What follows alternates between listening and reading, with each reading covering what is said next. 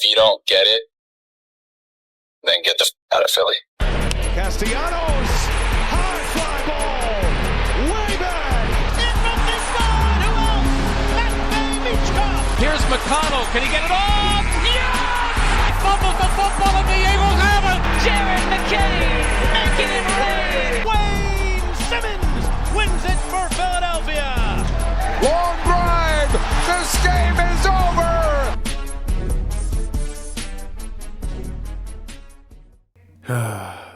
Where do I even begin? Super Bowl champions, baby. That's where I begin. Let's just get right into it, man. The Philadelphia Eagles are Super Bowl champions.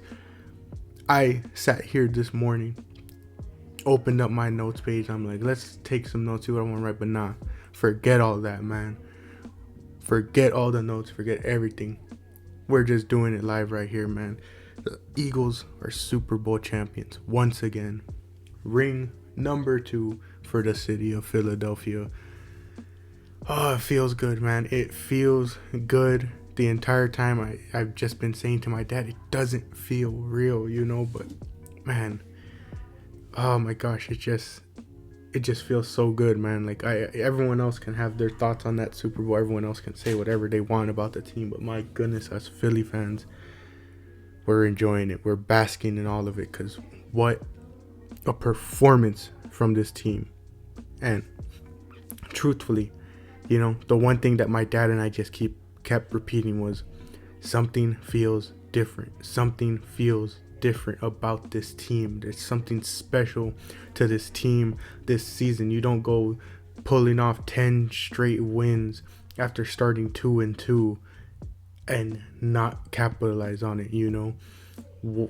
Just, my goodness, man. All the emotions are at an all-time high, because just what a game it was. The nerves going into this game, having to wait so long, but what a damn game it was. My dad and I, before this game, started talking about stuff, you know, like, I was like, Dad, what type of game do you think it's going to be? Do you think it's going to be close? Do you think it's going to be high scoring and close? Do you think it's going to be a blowout? Do you think it's going to be one where it's a decisive win, you know, where it's like we win by double digits, you know, not necessarily blow up, but at least by double digits we win, you know? And my dad and I just started rattling off all these different things, you know, that we like to do. We were joking around that Brandon Graham was going to get a strip sack on Mahomes, you know, and it was going to be just like Super Bowl 52. We started joking around about all sorts of things, and one of the things my dad said was, man, because my dad, he's always been confident. He's always chosen to be confident and optimistic rather than, you know, be pessimistic. So he was like, we're going to win by double digits. And I'm not just talking simply 10 or even 14 points. I'm talking upward of 17 points we're going to win by. I told my dad, Coop has to get his first pick in this game. He has to. It's his birthday. He's playing in the Super Bowl. This is where he gets his first NFL pick. So you can only imagine how crazy we were going when he got that pick and then took it all the way back for 6. The level of excitement was crazy. The moment he got that pick, I jumped out and I was just jumping. I was like, I called it. And then next thing you know, we see him start taking it back. No one's stopping him in his way. We lost it. That put us up 17-0. And really, that's the thing I couldn't believe from this game, was watching that defense absolutely manhandle the Chiefs. And I'm not even talking about what happens later. I'm talking about at the start, the fact that they were just holding them to so many 3-and-outs. So many times they were stopping them from converting third downs. It was amazing. And then the sack party came, and it was glorious. That sequence leading up to Coop's pick 6 was amazing. Literally, sack number 1, Josh Sweat. Sack number 2, Jalix Hunt. And then boom, Coop gets the pick and takes it back for 6. Absolutely amazing stuff. I mentioned Josh Sweat was on one this game. 2.5 sacks on this night. That man was out for vengeance. 6 combined tackles, those 2.5 sacks, hit the quarterback 3 times, 2 tackles for losses. He was absolutely on one. Milton Williams, 2 sacks, basically, man, it sucks to say, but everyone who is becoming a free agent made sure to ball out in their last opportunity to really sell themselves to other teams and to the Eagles. Zach Bond got a pick. Josh Sweat 2.5 intercept sacks. Milton Williams 2 sacks. Trying to think who else is becoming free agents on the defensive side. I think Slay might be a free agent, but hey, you didn't hear his name. That's because he was locking down whoever was on him. You know, what's it called? Mekhi Becton is another one that's leaving, and he did an amazing job protecting. All our guys did pretty good. Hurts only took 2 sacks on the day. Had that kind of bad interception, but you know, let's have some order to this. Let's take it person by person. I mean, we just talked about a majority of defense. Zach Bond getting that pick was amazing. Entire defense played out of their mind. Jordan Davis got a sack. Jalen Carter was getting held a lot. Like, you could tell he was getting held a lot, but he wasn't getting called for it. We saw Jeremiah Trotter Jr. get a tackle when he pulled out his father's axe slam celebration. That was cool to see. I can't wait till he gets a sack and is able to pull that out. But Jalen Carter, man, was he still wrecking stuff in that middle. And the most entertaining one was on that Milton Williams strip sack where he strips Mahomes and recovered it himself. My goodness, did Jalen Carter blow up Mahomes. My goodness, man. Absolutely killed that man. We literally saw live murder. That was insane.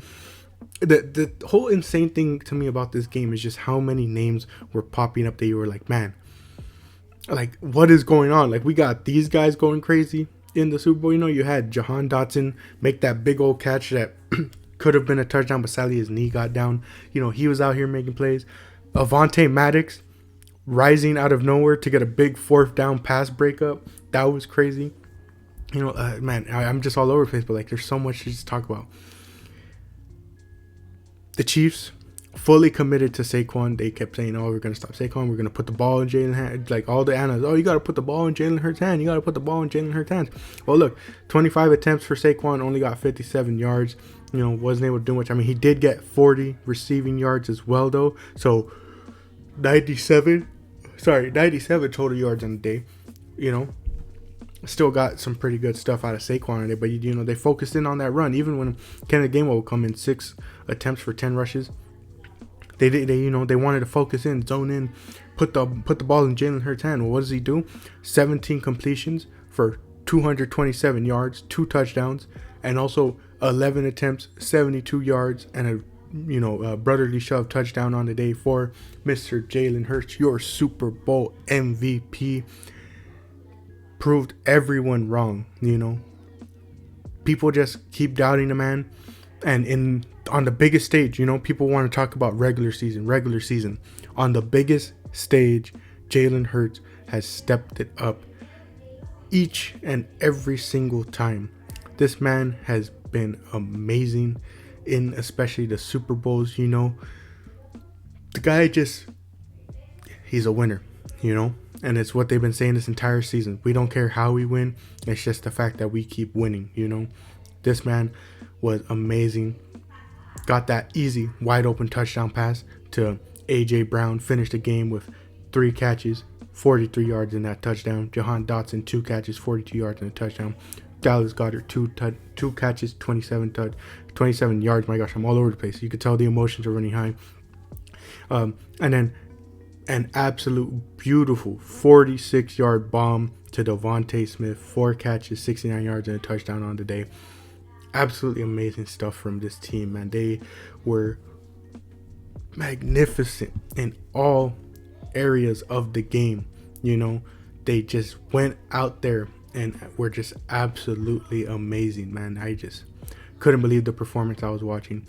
And the biggest shout out has to go to the man who stepped it up the most, the man who was giving us heart attacks all season, but once again showed that when it comes to the biggest stages, he will be there. Obviously, he missed that one kick earlier this postseason run, but other than that, the man turned the clock back. 2-time Super Bowl champion now, Jake Elliott, 4 for 4 on extra points and field goals today. This man, like I said, he turned back that clock. He gave us vintage Jake Elliott. This man was absolutely amazing. He made oh man, this doesn't give me the exact numbers of his field goals. Oh, I know where to check that. again, we're doing things live, so excuse me for taking a bit. He got a 48-yard field goal, and that was after it got pushed back due to a false start when it should have been at the 43. Jake Elliott says, man, it don't matter. I'm still nailing that, you know. After that 29-yard field goal, again, another false start. Pushed it back a bit more, but he's like, don't matter to me. We going. 48-yard field goal. Good. 50-yard field goal. You remember when, man, we used to be like, man, automatic. Jake Elliott is automatic. We don't got to worry. And then this season, he's had us worrying. We're like, man, can we even trust this guy to make a 35-yard field goal? Well, here he is in the Super Bowl nailing a 50-yard field goal to help us out. This man was amazing. The entire team, man. Throw back to the Jason Kelsey speech, man. It's the whole team out here that's been just doing amazing stuff, and it's been such a joy to watch all season, man. I mean, seriously, the first half was amazing. 0 points from the Chiefs at all. I think they had like, what, 23 total yards in the first half of time. Mahomes' QBR was absolutely terrible. It was, let's see, 27, what was that, 34-6 by the end of the third quarter. And then it got all the way up to 40-6, I think, at one point. Oh, I don't even remember. It was something crazy. The Chiefs basically get garbage time touchdowns once we put our bench pieces in at the end of this game. We were putting bench pieces in the Super Bowl. That is how crazy this game was. It was amazing to watch. Kenny Pickett has more Super Bowl snaps than a lot of other quarterbacks in this league. That was absolutely crazy to see. But man, look at these Chiefs drives. Punt, punt, punt, interception, punt, interception, punt, punt, turnover on downs. They get that touchdown, they fumble, touchdown, touchdown. Obviously those 3 touchdowns, garbage time touchdowns. Meanwhile, let's look at the Eagles drive. They did have to punt on that first drive because of the whole offensive pass interference, but whatever. Touchdown. Jalen does throw the interception, you know, but we capitalize on it. You know, we didn't let that really affect us. Field goal, punt, touchdown, end of half, field goal, touchdown, field goal, field goal. Amazing stuff from this team. Amazing stuff from this team. It was absolutely just so amazing to watch the way they were playing. This was their full potential, really. Sorry about that. We're back. Had to help my mom with something. But yeah, super proud of this team, man. Just the way they were playing, man. This is what my dad and I have always wanted to see out of this team, because this is their full potential. When the defense is on and the offense is on at the same time, and they're able to help each other out like this, it is amazing. You look back at that first Super Bowl against the Chiefs, what happened in that second half? All the pressure was on the offense because the defense couldn't stop anything. Look at this one. Defense helped them out so much, you know, and that's why I saw a lot of people being like, man, you know, Jalen Hurts gets the Super Bowl MVP, but really it should go to that whole defense. And like, I think it's the whole team, you know, like AJ was saying it, like it wasn't one portion of this team that is responsible for his win.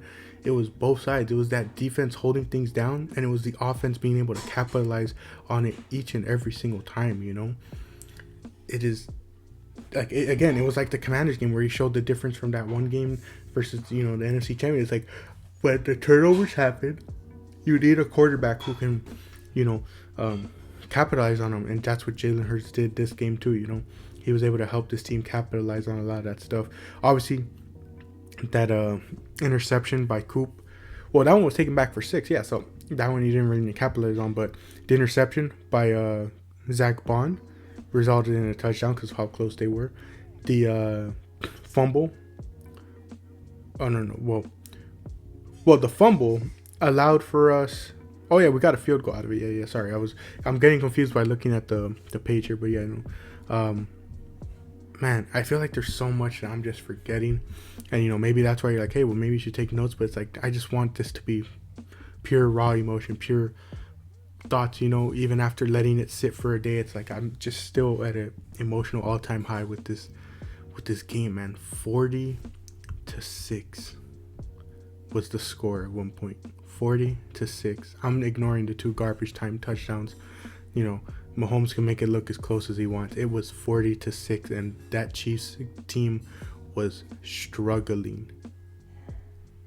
Absolutely amazing stuff from this team, man. Like, it's unbelievable, man. It is unbelievable. there was just so much great stuff that came from this, man. I mean, there's so many great stories. Look at all the different fans that the Eagles found a way to bring out to New Orleans. You know, their oldest fan that's like 102 years old, the boy who saved his sister in that plane from after that plane crash in Philadelphia, the kid who was having to learn to walk again. Saquon invited him out. I think that's the kid that was with was it Bradley Cooper? I think that was him, because I think I saw something for the Eagles about that. Like, that's who the kid was. Like, Bradley Cooper was, you know, with him to introduce the team. I think, like, there was just so many amazing stories. And then the players themselves, Saquon coming from the Giants and basically setting off this trend. Like, Saquon this season, I don't know. It's, to me, again, it could be biased, but this is the greatest rushing season when you look at the fact that, including playoffs, he has the most yards of all time. He was doing it in passing game, in the rushing game, you know, not the passing, the receiving game, you know. He was absolutely amazing. And people want to talk about, oh, well, he didn't do anything in the Super Bowl, you know, this and that. It didn't matter. He got this team to this man single-handedly turned this franchise around. People want to talk about, oh, this team, they're so stacked. They could have won with anyone at quarterback. They could have won without Saquon. No, they don't get here without Saquon. They don't get here without Jalen Hurts, you know. And I know that's pretty crazy to hear when, you know, my dad and I, we've just been critical in the sense of, like, we know Jalen can do a lot better. We want to see a lot better from him. And, like, this was one of the best performances from Jalen. Even better. Like, I would say it's not as good stat-wise as the first Super Bowl against the Chiefs, but, like, he did everything you wanted to in this game. And you don't get here without those two guys. You don't get here without the entire team, the defensive acquisitions. But, you know, getting back to the point, Saquon is going to set a trend now where it's not necessarily a thing of like that, like players aren't going to be loyal, but it's like Saquon literally showed that, like, why remain loyal to a team that isn't prioritizing you? You know, why remain loyal to a team that doesn't have its priorities set straight, that doesn't have a clue in the world what it's doing? Why remain loyal to a franchise that's just going to waste your time and waste your health? Now you're seeing Myles Garrett requesting a trade. Max Crosby might request a trade off the Raiders. You know, like, you're seeing players like that, of that caliber starting to request these trades. And it's like, to me, it's not necessarily that I look at them as being disloyal, but it's like they're looking at their franchise. Max Crosby might be more inclined to stay with new ownership coming in, new coaching coming in, but like a guy like Myles Garrett, he's looking at that Browns team and is like, what is the point of remaining loyal? You know, what is the point of remaining loyal to this city, to this franchise? Or not the city. The city that has nothing to do with this franchise, with this, you know, incompetent ownership, when I can look at what Saquon's done this season and imagine myself doing that for a team that actually has their priorities set. Like, it's not saying that he has to go to one of the top teams. Like, he doesn't have to come to the Eagles, though. It would be pretty cool. He doesn't have to go to necessarily the Lions, you know, but he can go to one of those teams that's on the fringe and help them out and get to that next level where he can win, you know? Like, the one thing I always remember is when Saquon signed to Philadelphia, they showed, like, the videos, and one of the first things I think his daughter asked him is like, does this mean we're going to win now? And look what he does in his first season. He literally wins a Super Bowl with the city of Philadelphia. What more could you ask for a player like that? Absolutely amazing stuff. Saquon didn't need to do too much this game when he literally completely changed the direction of this franchise. You know, it's absolutely amazing stuff.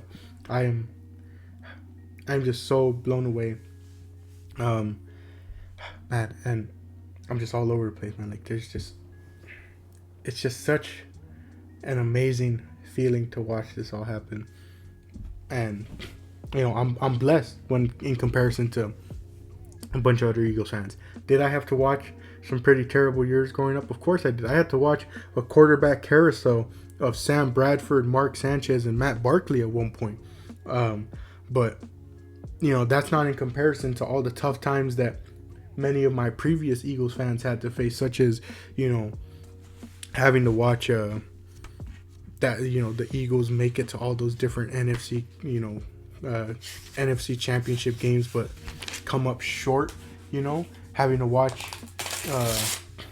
you know, some of the, like, pretty terrible seasons. I mean, having to watch them, especially, what year was it, 1992? I don't know, there was a couple of chokes. Having to go ringless all those years, like, you know, my dad having to watch since like the 80s and, having to see so many teams come by and never win a ring. I'm blessed in comparison to be able to have said I've watched this team win 2 rings now. I watched them win one of the best Super Bowls. Watched them, give one of the greatest memories to the city of Philadelphia with that first ring. And I think that's why maybe things didn't feel real to me, was because I was just so it's because that first ring was so different, because it's the first one in the franchise history, whereas this one, paired with that dominance performance, it's like, man, it's not necessarily as emotional, especially due to the game not being close, but still, it was like, this is number 2, man. We're starting to build and build further, and I'm sorry, I'm loving it, man, because after all those years, it's like, man, to see the success come to fruition is amazing, man. I'm trying to think off the top of my head any other stuff from this game. I mean, man, they pretty much just said it all. The offense was great, the defense was great. So many great stories, man. Brandon Graham coming back and playing, more than likely retiring. 2-time Super Bowl champion. Amazing longevity. Amazing to come back and even play in this game.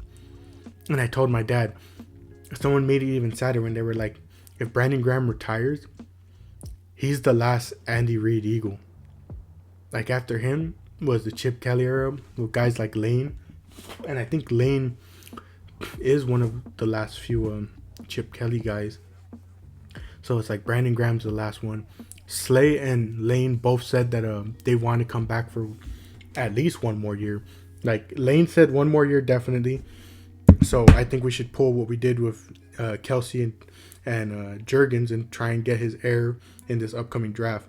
And then Slay said, I don't know how many years I got, but I at least want to do one more with this team. So here's to hoping he can come back. And then the biggest question mark is a lot of those upcoming free agents, that you're trying to wonder, who's coming back. That's the big thing is you got Sweat, you got Becton, you got Milton Williams, you got Zach Bond, I think Darius Slay. So it's you got a couple of guys, and I was telling my dad, I don't know, I think the biggest priority is obviously Zach Bond, especially with Nakobe Dean going down.